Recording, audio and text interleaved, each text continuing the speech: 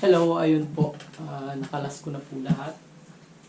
So, ito na po yung kanina. Ayan po. So, ito po yung frame.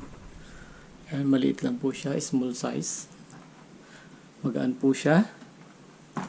So, kinalas ko po lahat. Pati po yung sa dito, yung silver ring niya para ma-check po kung okay pa. So, okay pa naman. Ayan. And then, sa headset po, ito po yung port niya. So, alloy din po siya. So, ayan po yung kinalas ko din. Ito po yung bearing. Kita ba?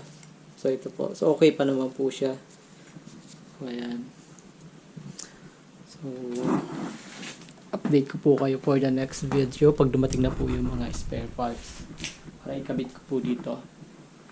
So, ito na po yung kanyang sa disc brake, so hindi na po siya magamit. Wala na po kasing mabili nito. So ito po. Yan. Pero pwede pa po itong gamitin kung makakuha po ng mga parts na pwede pong ilagay po dito. Pero at the same time po, dahil gagawin po itong gravel bike, ang gagawin ko po dito is manual po yung kanyang disc brake. Hindi na po hydraulic. Kasi hindi ko po alam kung paano po gawin yung hydraulic na brake sa gravel bike. Hindi ko pa po na-experience. So, thank you for watching and hope sa mga mahilig po mag-bike dyan, mahilig po magkumpuni ng bisikleta. So, sana po may share ko po dito sa inyo yung mga ginagawa ko.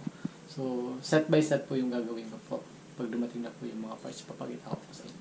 So, thank you for watching and God bless us all. Bye.